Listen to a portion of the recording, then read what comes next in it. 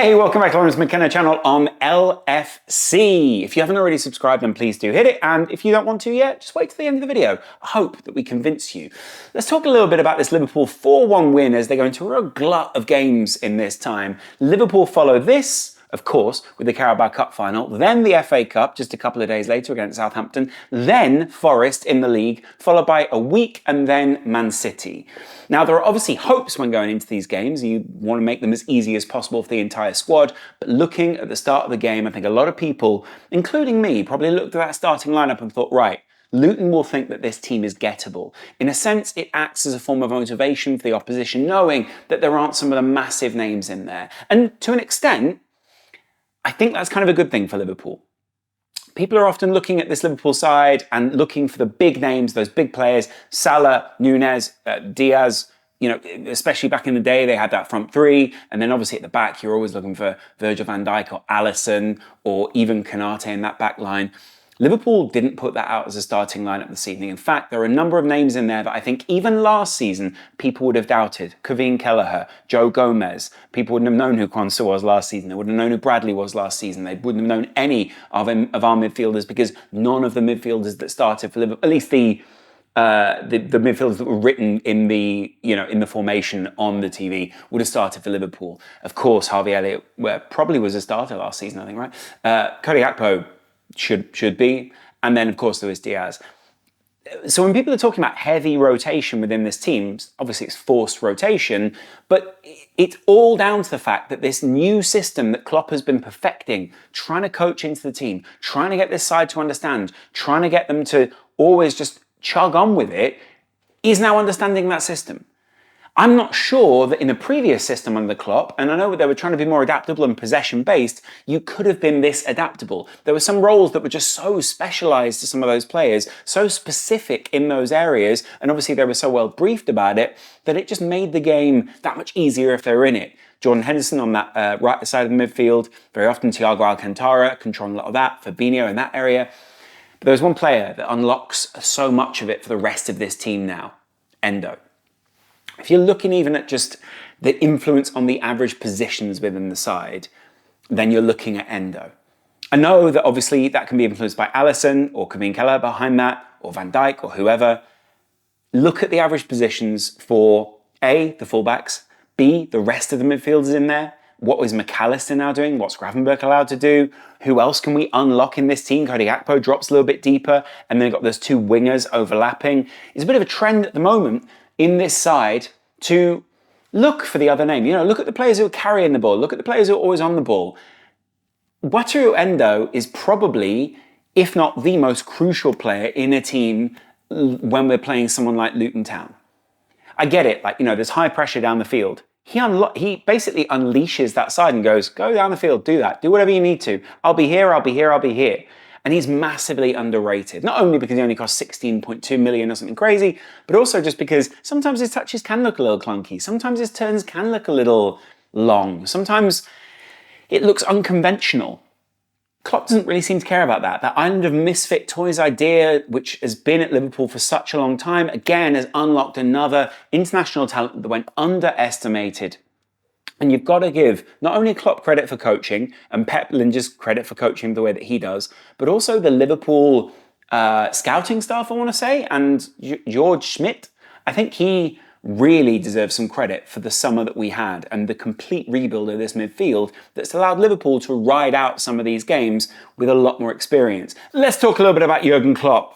Very frustrated in that first half, really cut a figure on the touchline of someone who could see goals were coming, could see there are a lot of good things that Liverpool were doing, was really trying to encourage this side, but also had to have a very serious chat with them. It was clear from the Virgil van Dijk interview post-game and also from Jurgen Klopp that they knew that there was the potential to score within this side. They knew that there was the potential to get a good result for Liverpool, obviously against Luton. But they knew that there needed to be that Luton would have felt there was a soft underbelly. So there needed to be a performance here to match that and to match Luton's energy. And you know what? It never felt like it was kind of passive. It never felt like it was that Liverpool were not able to get a result. But there was definitely a frustration in Klopp. You could see it at half-time. You'd imagine what he would have said in the dressing room to those guys. I'd be really interested to know what you guys think Jurgen Klopp said at half-time. Van Dijk seemed to think that it was basically to do with the fact that Liverpool felt there was something coming anyway. They knew that they didn't need to rush the game. They knew they were just going to lower themselves into it, and that there was a confidence there because of the leaders that they did have out on the field. But you could still see Klopp was frustrated. And I think that's one thing we are going to miss at some point, is this expressive figure on the touchline who will put the boot in when he needs to, who is a motivational figure, who is someone who's able to shift things and sort of go, right, what is going on here? Why is it that we're 1-0 down to Luton at half time? But also knows this side were doing the right things. In the same way as he was talking about the youth post-game, it's kind of like, look, we know these guys are doing the right things. We know these guys are a pain in the butt for us. So what are they going to be like for other guys? Like, this is one of the best assembled squads that Liverpool have had in the club, at least in the Premier League era. So if the youth are really challenging them, what next? You get what I'm saying? There is something there in Klopp right now, and I think the players are really able to react to a lot of this stuff because it's Jurgen Klopp, and it's one of those things where it's like, hey, that's Jurgen Klopp, he's leaving at the end of the season, we've got to put something in here. You can see their reactions, you can see players making the most of the moment, living in the moment when Klopp reminds them to do that. It can sometimes be a little bit difficult to do that. Anfield's a very overawing atmosphere, and at the same time, sometimes Anfield expects. Jurgen is very performative. He sometimes gets these kind of performances out of Liverpool. Makes a lot of sense to me anyway. I hope you guys agree. I'd be interested to know what you thought. I get the frustration when people go, oh, game in two halves, those kind of things. Teams are Liverpool are a bit of a, like, they'll jab away at the opposition for a little while and kind of turn the fist, see what works, what doesn't. They're a volume team. Klopp seems to have made this team a lot more patient. I'll put it that way. I think that's a very simple way of summing up what Jurgen Klopp has done at Liverpool this season. They are a lot more patient, not only with the opposition, but with themselves as well. I know that we're talking about new players in the squad, but let's talk about experience within the team. McAllister, extremely experienced Premier League player. Wataru Endo, extremely experienced, just veteran in the game. Luis Diaz, one of those gnarled players within the game who really in the first half really and truly was the best thing in that Liverpool front line. Probably because Gakpo's dropping a little bit deeper. He finds it hard sometimes to kind of get involved in the game because he's trying to be that link player rather than the player. And, I like Harvey Elliott, but he's not always that natural right midfielder. Sometimes he needs to drop a little bit deeper to get into the game. Who's unlocking all of that? Wataru Endo.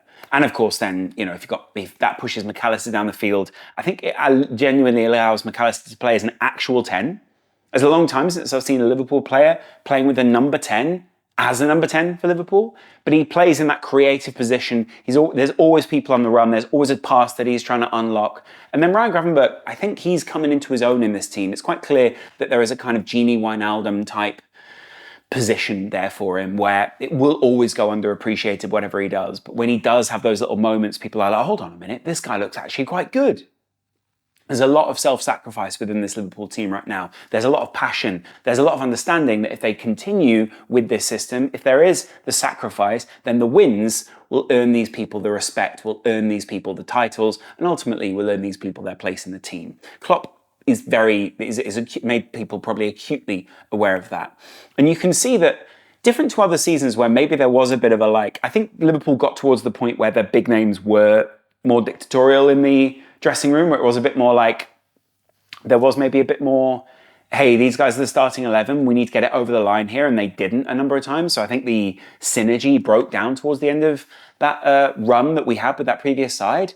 But if you look at it realistically, there is a lot more synergy now between youth and the next generation. Bradley coming in. Of course, you've got people, Bobby Clark was coming onto the field. I even need to look at who the subs were later on in the game, just purely because I can't remember who else we put on.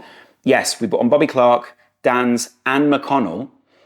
Yeah, we did. Andy Robertson coming on, therefore pushing Joe Gomez over to right back after a brilliant performance from Conor Bradley. Joe Gomez coming on and putting in a great performance at right back, putting in a really good performance at left back, giving Liverpool an adaptability, and again, another centre back, but that body of a centre back doing what you want a left back or a right back to do. The adaptability that experience of, and I think it's more of an experience triangle of Virgil van Dijk, Joe Gomez and Endo next to Quansah, Bradley and Kevin Kelleher. Do you see the difference in the threes? That just gives Liverpool so much more confidence. you see Quansah, I mean, his passing looks so casual sometimes, in a good way, like so relaxed. Just, yep, there you go. Yep, there you go. Lovely. I mean, you know, he's not a rip-off of Virgil van Dijk. He's clearly learning a lot from him. He's clearly always relaxed at the back, or always looks that way. But it's great to see that that solid side is in giving the other side real confidence. So let's talk about that other side. First of all, Quansah barely looked challenged tonight. The goal actually came from the other side, which was the more experienced side. But that's what teams try to do against Liverpool, especially when they have Kelleher in goal. They try to shift the ball across because it's very difficult for Kelleher to cover the ground. And it's also just a great way of cutting out Virgil van Dijk or whoever his partner is. You often don't want to go straight at Van Dijk. You'll try and cut them out, try and get to the back post, try and get to that space, because guess what? You're trying to isolate the fullback or a centre-back. And very often that comes from Liverpool being pulled around, and I'm sure we'll see Chelsea trying to do the same thing, if not driving right at the heart and trying to split Liverpool wide open. Conor Bradley. Bradley's a fantastic player. Of course, what he's been through recently is horrific, and no one wants to see any player go through that. But when you look at the way that he's treating the on the pitch aspect of things and, you know, coping in, you know, this professional way, it's really gives you a real confidence in the young man. Not that this should be a test that he ever had to go through. It's horrible for him, but it shows the kind of player and the person that he is. And I think the confidence and belief that he can have and what Liverpool fans have given him in this time, you know, it's nothing compared to what has happened off the field. But you still get my point. There is something there in this young guy. I love to watch it. I love watching him drive forward. But there were a few moments tonight where he just won the ball back so easily. His patience in that back line, the patience of the whole Liverpool back line. That's what happens with Joe Gomez. That's what happens. There are a couple of people who maybe at times look a little bit jumpy, look like they were jumping in. As soon as they get that confidence and calm down, this team just looks so calm. You know, there's no Konate there. That's Jarell Quansah. There is no Trent there. That is a young right back who, by all rights, probably would have been loaned out if, you know, Trent wasn't so consistent in this side and then got injured. And then right in front of that, obviously, you've also got the likes of Harvey Elliott, who's coming back to help out. We've also got Luis Diaz, who's coming back to help out, and then the fullback bomb on. But you get my point. There's like a formation here that Liverpool, they haven't looked this fluid in quite some time, especially not last season. So it's really good to watch. And then I really just do want to shout out Harvey Elliott. I think Harvey Elliott goes massively underrated. It's clear the club love him. It's clear that the teammates love him. It's clear there is a level of quality there that you want to bring out of Harvey. Whether we can consistently do that without starting him is another thing. And I think we'll at some point look at whether Harvey Elliott is a consistent starter for Liverpool enough and whether he can break into this team enough. Obviously, there's real quality there, but there's times where, you know, I look at it and I think, you know, you're a really great player. Like, you will do a job. And I mean that in the most, like, the highest way. What I mean is, like, there's real quality there. At what point is it that he says, okay, am I actually a consistent starter? Can I almost stomach this role for Liverpool and, you know, play a bit part? Klopp looked frustrated at halftime. It was a game of two halves. I think Luton did a very good job sitting deep, breaking on Liverpool. They did a very good job of being frustrating against this side. But at the same time, Liverpool created a lot of chances. You know, if Luton, it was one of those few games where it wasn't a night where you'd have gone, oh, it's just not our day today, is it? I didn't feel like that at any point against Luton. I just felt like, hey, you know what? Keep pushing and we will get a goal. There was never that sense around Anfield that, hey, we're going to get frustrated here. Hey, this isn't on. And I hope that continues throughout the Chelsea game, throughout the Southampton game, and throughout the Forest game, because it's what we need right now, especially without those guys inside. We've lost 53% of our goals in just 4 injuries over the last couple of weeks, right? That's massive. So people are stepping up. Obviously, great to see Cody Gakpo score as well. I really enjoyed his goal, and I love that he's kind of that, like, ghosting poacher type. Very often he's just getting in there and just bang, goal, bang, goal. I think he goes massively underappreciated for this Liverpool team. Sorry, I'm just looking at his stats for this game. And I often just think Cody Gakpo massively underappreciated. The whole front line scored this evening, and Virgil van Dijk. If you ever want a manager to trust a captain, it's Jurgen Klopp. He trusted Hendo for years, but he certainly trusts Virgil now. And I think Virgil feels like just such a great captain. Turns things around for Liverpool, unlocks defences. it just works. And I'm actually really enjoying Virgil van Dijk as captain. It's not a breath of fresh air, it's just a real change for Liverpool. Or actually, it's a real consistency that has brought about is a consistency in this Liverpool side that's made that change feel quite easy. So, I've only got nothing but praise for him. We should finish on praise for Kelleher. Didn't have to do an awful lot tonight. And if you look at a lot of his stats, he didn't really have to make that many saves.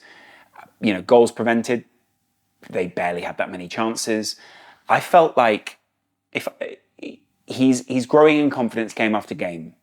We will have to cope without Alisson right up until, if not after, the Man City game. So he's our number one right now. We just got to get behind this guy. I love him for the confidence that he's growing into, and I always think he's been good. I didn't know if he'd be able to bring confidence to the back line like this. I'd love to know what you guys think. Anyway, let me know. I hope you enjoyed the game. If there's anything you think I missed, I will review it again tomorrow. I'm going to go and see a big YouTuber tomorrow. Vlog over on the main channel. Hope you're enjoying the football vlog at the same time. Let me know in the comments below if you'd love to see anything more Liverpool-based in the football vlog. I know I've not really done that so far. Probably will be doing that in the coming days. Enjoy the rest of your night. Much love, guys. Bye.